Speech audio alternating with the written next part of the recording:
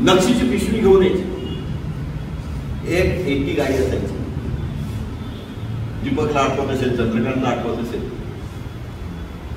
मोठ्या प्रेमाने वारकरी होते. दिवसा ढवळ्या नव्हे, संध्याकाळच्या वेळेला निर्दयपणे त्यांचा खून झाला. पनवेलच्या राजकारणाने या मुलाच्या वडिलांना ठार मारलं, डोक्यात दगड टाकून मारलं, जीवाचं रान केलं. रात्री 2:30 वाजेपर्यंत साक्षीदार तयार करायचे. इथे 3 साक्षीदार सुदैवाने आहेत. पनवेलचं राजकारण टिप्पेला गेलो होतो. पैसे प्रचंड येत होते, पैशाची नशा होती. मारीन म्हणजे मारीन, नाही तर मी 2 बाळाचा, हे पनवेलचे आगरी म्हणायचे.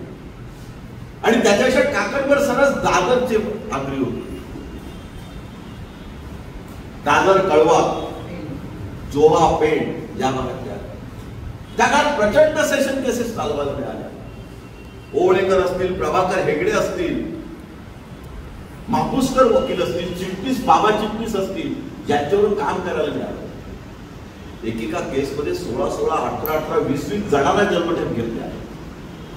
महाराष्ट्रात रेकॉर्ड तयार झाला की आपल्या कार्यकाळात 105 जणांना जन्मठेप देणारा सरकारी वकील महाराष्ट्राचं नेतृत्व करत होते. सरकारी वकील म्हणून अतिशय चांगला स्वीकारलो. आणि अचानक मनोहर जोशींचा फोन आला. मुख्यमंत्री मनोहर जोशी होते. विलास तुला होतात मला विष्णू आचरेकर आठवला. विष्णू आचरेकरचं तलेवर बसणारा खांद्यावर हात टाकून मनोहर जोशीने चर हाडाचा शिवसेने शब्द खाली नाही ताबडतोब निघून. दुसऱ्या दिवशी शिरीष पाटील नावाच्या वकिलाला घेऊन सकाळी 7 वाजता मनोहर जोशींच्या घरी गेलो. मुख्यमंत्री असलेल्या मनोहर जोशींनी स्वतःच्या गाडीत ठेवून मला बाळासाहेबांकडे समोर सगळे बसत होते. निलार टाकी, ते अष्टप्रधान मंडळ, सुभाष देसाई, सगळे अलिबागचे किंवा रायगडचे सुपुत्र, या सगळ्यांनी पांगड्या भरल्या. रामशेठ ठाकूर विरुद्ध उभं राहायला कोणी तयार नाही. मनोहर जोशींनी तुला उमेदवारी द्यायला सांगितले, काय करायचंय सांग. सुरू साहेबांनी पण मी सरकारी वकील आहे, ते सगळं होईल. समोर कायदा मंत्री लीलाधर टाकी बसले. लीलाधर याची व्यवस्था लाव. मी परत आली पाहिजे. 2 ओळीचा राजीनामा दिला. जिल्हा सरकारी वकिलावर महाराष्ट्रात सर्वात उत्तम प्रगती चालू असताना माणूस खासदारकीचं तिकीट आलं. महाराष्ट्रातून पहिल्यांदा 2च सीट जाहीर झाल्या. मध्य मुंबईतून मनोहर जोशी, रायगडमधनं रामशेठ ठाकूर यांच्या विरुद्ध विलास. परतीच्या प्रवासात होतो, कर्नाळा खिंडीत जेवत होतो, तिथे टीव्हीवर सुरू झालं. 2-4 दिवस सगळे पत्रकार तो सगळा अनुभव घेतला. पत्रकारांची वाईट बाजू समजून घेतली. पत्रकार कसे लुटतात ते जोडा बघितलं. आयुष्यभर पत्रकारिता केलेला मी, दिल्लीला सामना प्रतिनिधी म्हणून राहिलेला मी, नवशक्तीचा दिल्ली प्रतिनिधी म्हणून काम केलेला मी. शरद पवार पंतप्रधान होणार नाही हे पहिल्यांदा सामनामध्ये लिहिणारा मी.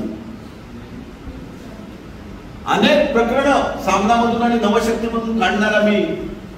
पण माझ्यासमोर पत्रकार ज्या पद्धतीने मला खासदारकीचं तिकीट मिळाल्यावर भिकारी बनून येत होते, कुठेतरी लागत. 15-20 दिवस प्रचार केला. संपूर्ण भाजप यंत्रणा किंवा ज्याला आपण म्हणतो विश्व हिंदू परिषद, या सगळ्यांची नेटवर्क बांधली, मोड बांधली. माझ्यासोबत मला 6 आमदार निवडून आणायचे होते. सगळ्यांची जबाबदारी घेतली. सगळं पॉझिटिव्ह चित्र असताना दिबा पाटील सारख्या लोकनेत्यांनी उचल घेतली. बाळासाहेबांनी आणि तिकीट पेडला ज्या दिवशी माझ्या प्रचाराचा नारळ फोडणार त्याच दिवशी उद्धवजी ठाकरे साहेबांनी दिबा पाटीलांना गाडीत घेऊन त्यांची उमेदवारी जाहीर. हातात तोंडाशी आलेला हा जाणव, तेल आणि तूप दोन्ही एका वेळी काय जाणं म्हणतात ते अनुभव. ते असताना त्या अवस्थेत तिथल्या तिथे दिबा पाटलांचा प्रचार करून चालू. अलिबागला महेश टॉकीज मध्ये सभा होती, माझा बॅनर माझ्या हाताने उतरवला आणि दिबा पाटलांचा चढवला. आयुष्यातलं सर्वात सुंदर त्यागाचं वक्तव्य होतं. त्यावेळेला बाळासाहेबांचा निरोप आला. उद्धवजींनी खूप कौतुक केलं. राजकीय परिभाषेत पाठीवर कौतुकाची थाप दिली. बाळासाहेबांनी दुसऱ्या दिवशी बोलवून घेतलं. राज्यसभेचा शब्द दिला तर टाकीना बोलवून घेतलं. पुन्हा जिल्हा सरकारी वकील बनवायचं ठरलं. 15 दिवसांनी निवडणूक झाली. दिबा पाटील 6 आमदारांना घेऊन पडले. महाराष्ट्रातलं येणारं सरकार सुद्धा शिवसेनेचं कोसळलं. मी पुन्हा खासगी बोलतो. हे एवढे चढ उतार जर कोणी वाचले नाही तर कळणार कसा विलास नाईक कोण आहे. विलास नाईक बॅनर छापून राहत नाही. विलास नाईक म्हणजे बबन पाटील नाही. त्यामुळे खरडायला सुरुवात केली आणि हे सगळे अनुभव पहिल्या 4 कथासंग्रहात आले आणि मग आलं ते सहज सुचलं म्हणून. मला ते पहाटे उठलो, 4 ओळी आठवल्या, चांगल्या रुजल्या, त्याला कविता म्हणू शकत नाही, वपुर डोक्यात होतं, तेच उतारे तसेच सहज सुचले म्हणून आला. पुन्हा पारितोषिक करून आता कुठेतरी आपण बदललं पाहिजे. आपला अनुभव विस्तारलं पाहिजे. 6वं पुस्तक कथासंग्रह काय कथा म्हणाली असं वाटतं. आणि मग कथासंग्रहाचा मी कादंबरी काढतो. पहिली कादंबरी आली गाव तसं चांगलं. मिठागर मगाशी सांगितलं ती कळवा. एक व्यक्तिरेखा डोक्यात होती. कादंबरीची सुरुवात होते निकाल पत्र. एक अत्यंत सर्जनशील हरिजन समाजाचा देश, अत्यंत प्रेमाने बोलणारा, आंबेडकरांवर अभ्यास असणारा, आंबेडकरांचा निकाल किंवा आंबेडकरांचा दिवाणी दावा जो महाड कोर्टात झाला त्यावर भाष्य करणारा, पुस्तक लिहिणारा साहित्य. त्यांनी निकाल दिला. दोन्ही पक्षकारांना समजून सांगितलं, दोघांनी पुरावे हवे सोडले.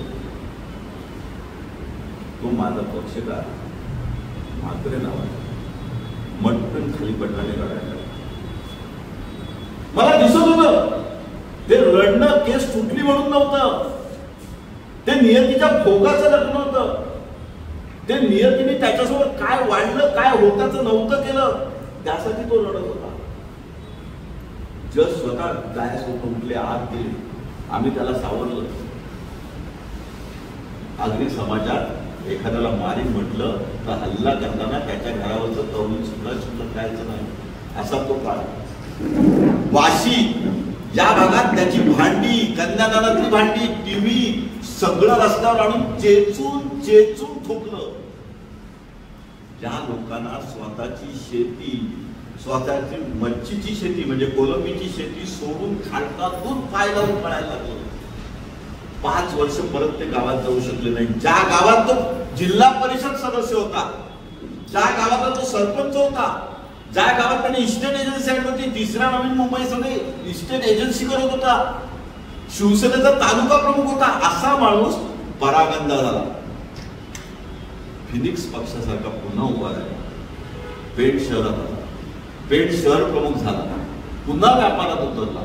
आज करोडपती आहे. मुलाच्या लग्नात 8 ते 10 हजार लोक हळदीला येऊन. ही ती गाव तसं चांगलं कादंबरी. कादंबरीचं सूत्र हे झालं, पण आला संपूर्ण आगरी समाज आणि आगरी भाषा.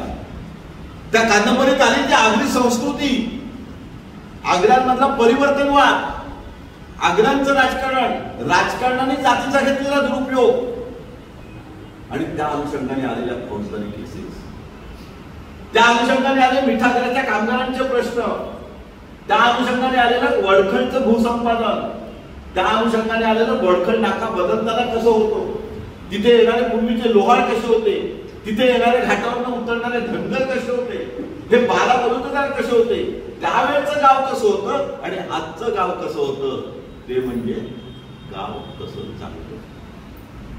कादंबरी वाचनीय झाली, महाराष्ट्रातल्या प्रत्येक वाचनांची मिळू लागली, लोकांचे फोन येऊ लागले, कथा संग्रहाचे फोन वेगळे आणि कादंबरीचे फोन वेगळे. या सगळ्या लिखाणाचं श्रेय अगदी विनम्रपणे आम्ही माझ्या पत्नीला देतोय, कारण प्रत्येक पान तिने तपासल्याशिवाय पुढे जातो. प्राथमिक शिक्षण जिल्हा परिषदेच्या शाळेत झाल्यामुळे शुद्ध लेखन आकार उकार काही माहिती नसायचं, पण बोली भाषा हाताळतो.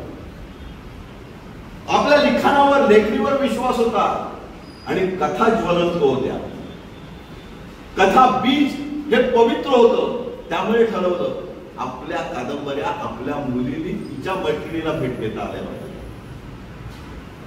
कादंबरीत कधी सुहास शिरवळकर दिसणार नाही, गुरुनाथ नाईक दिसणार नाही, कादंबरीत कधी बाबा कदम दिसणार नाही आणि चंद्रकांत काकोडकर अजिबात नाही.